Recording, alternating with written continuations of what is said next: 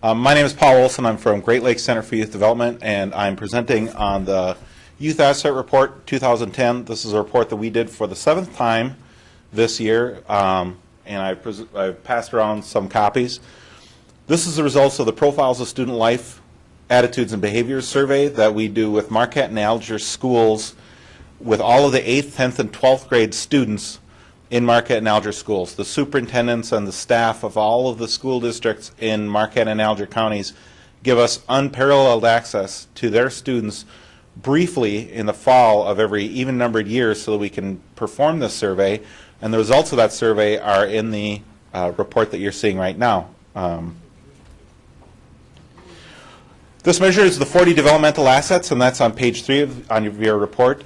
For those of you who might be watching at home, the report is available on our website, www.glcyd.org. On page 3 of your report lists the 40 developmental assets. This is a way of looking at the community based on relationships among people. You know, of course, that there's a lot of different ways that we can look at the community and what the community needs, strengths and weaknesses of a community. Well, when you look at the strengths and weaknesses of a community based on relationships among people, especially as they relate to youth, what it gives you is a very powerful tool to make changes. Because if we were to identify a weakness in our community based on average home value or median household income or low birth weight babies, there isn't a lot of things that you or I or any of us individually would be able to do about that. But what we know, all of us, just from sitting in this room, is that one person working by themselves does have the ability to change relationships among people in a community. And that's one of the things that gives the 40 developmental assets so much power. This is a framework, a way of looking at what young people need that involves the whole community. This isn't just for kids on the student council. This isn't just for kids who are at risk. This isn't just for parents. It's not just for schools. It's everybody in a community is involved in what we call asset building. Why that's important, this chart shows, and this pie chart is on the front of the report that I passed around, shows you kind of breaking down into quartiles the number of young people who have these 40 assets. And as you can see, you have 12% of the young people who have 10 or fewer of the assets. You have 9% of the young people who have 31 to 40 of the assets. Now, why this is important is that we know that the more assets a young person has, the better they're doing in school, or the better they're doing in life. And what we see also by looking at the chart shows that compared to 1997, which was the first time we did this survey, the average number of assets, now there are 40 assets on the list of 40 assets, the average young person in Marquette and Alger County this year has 19.8 of those assets. Now, what we see, if you look at those bars going across the page, you'll see that the number of assets has risen very slowly but very steadily, which shows us that our community is really getting behind this, and they're making slow, incremental changes to make life better for young people in the community. In addition to the 40 developmental assets, I won't talk too much more about the report because I want you to have a chance to take a look at it and read the report for yourself. We also did what we call a sidebar survey, and there's some results of that listed on page 5 of your report. The sidebar survey is our report that's created by Great Lakes Center for Youth Development with the help of experts from around the community, partners from Northern Michigan University, from the schools, from the Marquette County Health Department, partners from Alger County, and these are questions that we want answered, we want to find out more about. Internet use and safety is a topic that is of a lot of interest to parents and people in the community, but one of the limitations is that there's not a lot of hard and fast data that people can point to. So there's a lot of concern about what young people are doing online, but there isn't a lot of data that's local that we can point to and learn about how prevalent some of these problems in the community are.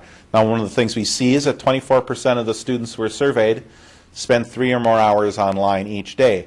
And social networking use has increased tremendously, which of course we all know, but this gives us the numbers behind it. We asked this question Do you use social networking accounts such as MySpace or Twitter or Facebook? We asked a question similar to it in 2006, but in 2006, Facebook was not open to the general public. So we asked only about MySpace. In 2008, we asked about Facebook, and 81% of the young people had an account with a social networking site. In 2010, it was 89%. So we see that that's gone up. And one of the other concerns that that raises is issues of cyberbullying. You know, there's been a lot of stories in the news about cyberbullying. There's a lot of questions. A lot of parents are very concerned. A lot of school staff are very concerned about cyberbullying.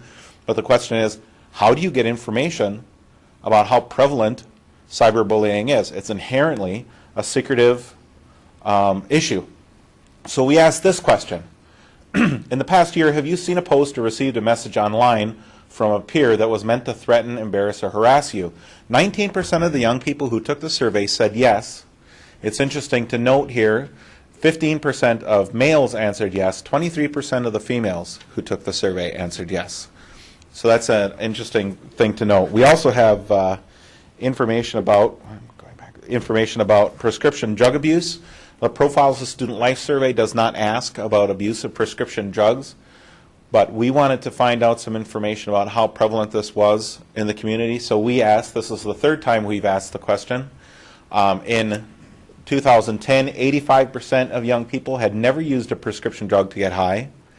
In 2010, 12% had used a prescription drug to get high at least once in the previous year.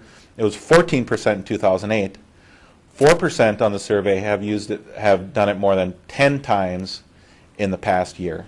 In 2008, this was 6%. Other drug use patterns.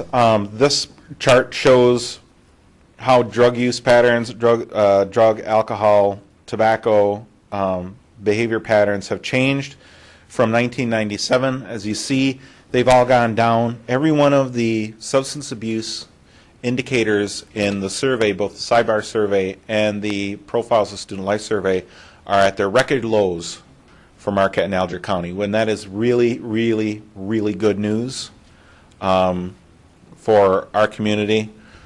As you can see, in 1997, 29% of young people said that they smoked daily or chewed tobacco frequently.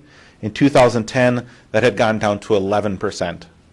Now, that line in the gray that you can see is most dramatic, and we think that part of that is because of the fact that Marquette County has had such a focus on tobacco in the last several years, and it really shows us that when our community decides that there's a specific issue we want to address, we really do have the ability to make an impact. All of the others, as you can see, have gone down.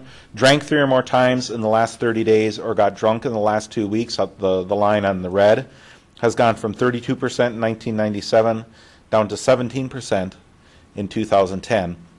And all of the other indicators have had a similar drop. One of the ones that's remained stagnant has been the one in the teal blue. Drove after drinking or ridden with a drinking driver 3 or more times in the last 12 months. In all of the questions on the Profiles of Student Life survey that ask about drinking and driving behaviors, where they ask about being a passenger in a car that was driven by somebody who had been drinking, they don't differentiate between whether or not the driver of the vehicle is a peer or a parent. So that's interesting to note also. But this has some very good news for all of us in the community. Are there any questions?